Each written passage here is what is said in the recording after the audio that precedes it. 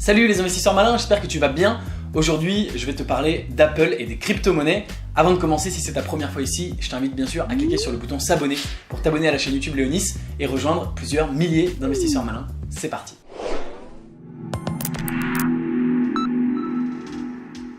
Hier soir a eu lieu la grand-messe annuelle des produits Apple et notamment donc l'annonce des nouveaux produits, c'est une fois par an, et l'annonce des nouveaux iPhones. Ça fait maintenant 11 ans, puisque l'année dernière c'était l'iPhone 10, que tous les ans Apple annonce ses nouveaux iPhones. Ils ont annoncé hier soir également une nouvelle Watch.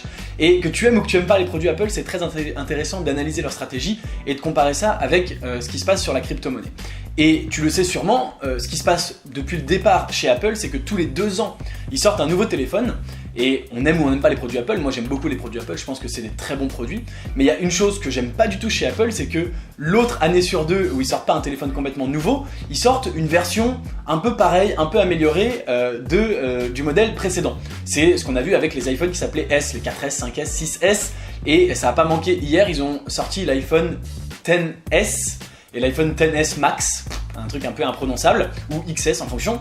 Et ils ont toujours cette fâcheuse tendance, cette capacité, et c'est à la fois du génie, à la fois moi c'est une des choses qui m'énerve chez Apple, et pourtant j'adore Apple, c'est qu'ils te présentent ce nouveau produit comme s'il était complètement révolutionnaire, et comme si le précédent de l'année dernière était complètement obsolète.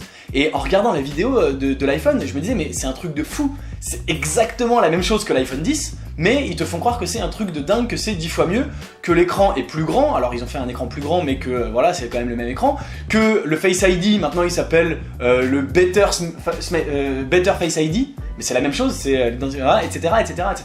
Pareil avec la nouvelle montre, alors pareil ils ont un petit peu agrandi l'écran et ils t'ont dit qu'elle est 10 fois mieux, qu'elle est complètement révolutionnaire, et ils disent d'ailleurs dans la vidéo, il dit un design révolutionnaire complètement nouveau, et je me dis waouh c'est ouf, tu vois au début où je regarde la vidéo, je me dis mais waouh ils ont complètement refait le design de la montre, trop bien, et en fait c'est la même montre avec un écran quelques millimètres plus grand.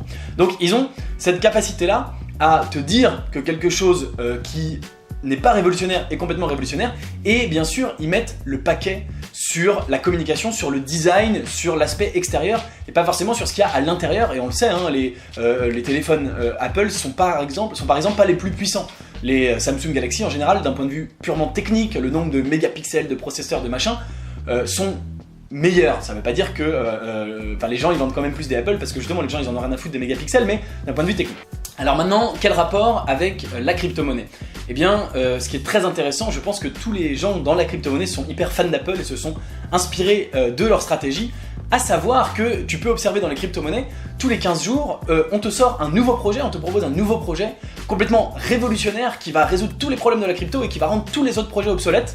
Donc comme si c'était le nouvel iPhone qui est de la bombe, qui est génial. Et en fait tous ces projets crypto, c'est en fait toujours les mêmes que les projets crypto d'avant. Tu le sais, hein, les projets crypto sont tous copiés les uns des autres. Ils veulent tous dire ah bah on va résoudre les problèmes de scalabilité, etc. Donc c'est toujours pareil d'une part. Et d'autre part, le gros problème avec les projets crypto, c'est que le paquet est mis sur le design, sur l'extérieur. Ils ont des sites web mais qui claquent, mais j'ai jamais vu des aussi beaux sites web que dans la crypto.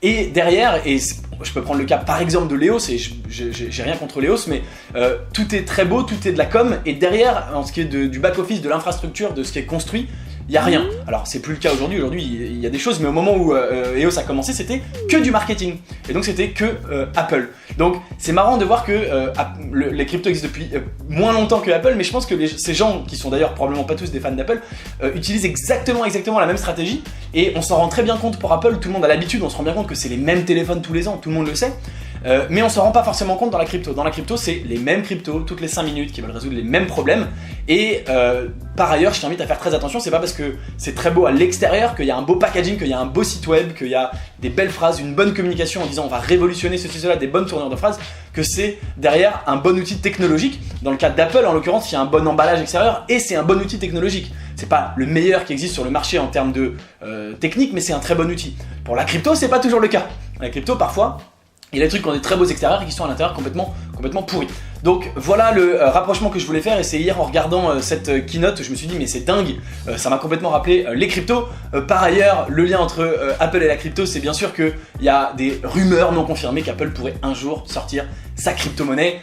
Aujourd'hui, on n'a aucune info, c'est tout à fait possible, on voit de plus en plus de boîtes privées qui réfléchissent à créer leur crypto-monnaie. Il y a Amazon qui se penche sur le sujet depuis longtemps et il se peut fortement qu'Apple le fasse, et à nouveau le jour où Apple le fait, soit sort sa propre crypto Apple, ou soit permet d'avoir par exemple un wallet sur le téléphone.